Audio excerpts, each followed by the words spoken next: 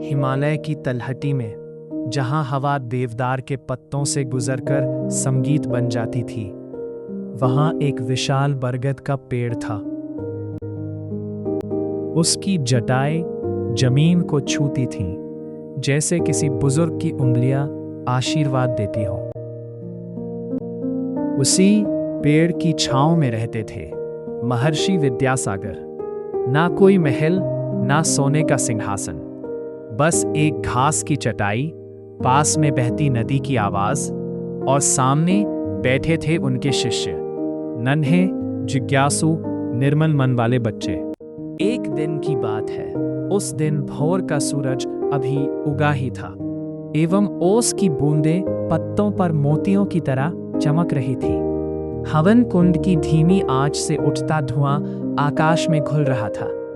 बच्चे अपने आज के अध्ययन के लिए अपने गुरुजी के पास आकर बैठ गए, हाथ जोड़े, आंखें उत्सुक, जैसे कुछ नया सीखने का इंतजार हो। लेकिन उस दिन गुरुजी ने कोई पोथी नहीं खोली, जैसे बच्चों को कोई बड़ा ज्ञान देने वाले हो। बस मुस्कुराते हुए बोले, आज का पाठ किताब में नहीं मिलेगा। बच्चों, जाओ आश्रम के आसपास जंगल में जाओ और चारों तरफ निहारो, और लौटकर मुझे बताओ सच्ची खुशी क्या है और सबसे ज्यादा कौन खुश है। बच्चों की आंखों में चमक आ गई और वे दौड़ पड़े जंगल की तरफ, कुछ नया सीखने की चाहत में।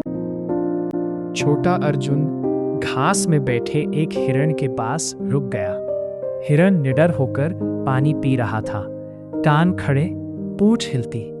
अर्जुन ने सोचा, ये डरता नहीं, ये स्वतंत्र है। शायद स्वतंत्रता ही खुशी है। रानी एक मोर के पास खड़ी हो गई, जो पंख फैलाए नाच रहा था, जैसे उसे किसी की परवाह ही न हो, बस आनंद हो। उसका दिल भर आया। उसे लगा शायद नृत्य ही खुशी है। विवेक नदी किनारे बैठ गया। पानी पत्थरों से टकराता, गाता, बहता जाता था, बिना रुके, बिना थके। उसे लगा यह नदी कभी उदास नहीं होती, शायद चलते जाना ही खुशी है।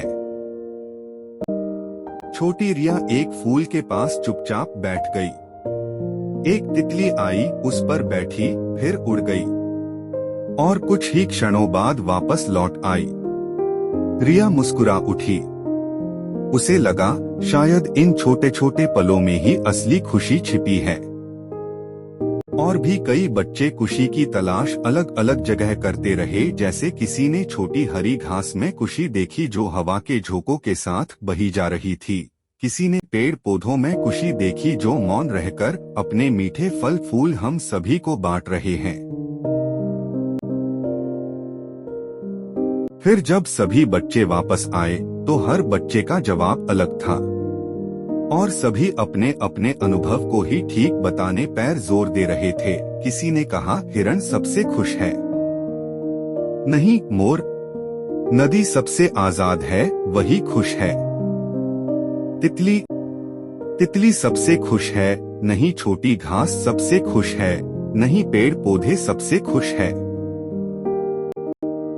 तुम सबने अलग अलग जगह खुशी देखी और तुम सभी सही हो। बच्चे चौंके कि ऐसा कैसे हो सकता है कि हम सभी सही हैं। तब गुरुजी ने कहना शुरू किया कि बच्चों, खुशी कोई एक चीज नहीं है बच्चों, वो एक अनुभव है जो तब मिलता है जब हम मन को ध्यान से देखते हैं, उससे जुड़ते हैं, उसे महसूस करते हैं। हिरण की निडरता में खुशी है, मोर के नृत्य में खुशी है, नदी की निरंतरता में खुशी है, और उस तितली की वापसी में भी, उस हरी छोटी घास में भी खुशी है, और पेड़ पौधों में भी खुशी है। बच्चों, हमेशा याद रखो, सच्ची खुशी हमारे मन में है। वे रुके, फिर मुस्कुराए।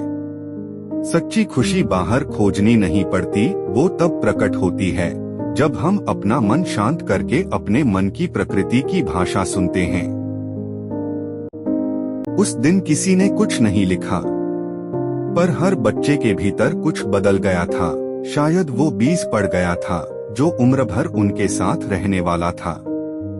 और सभी बच्चों को सच्ची खुशी का एहसास हो गया था।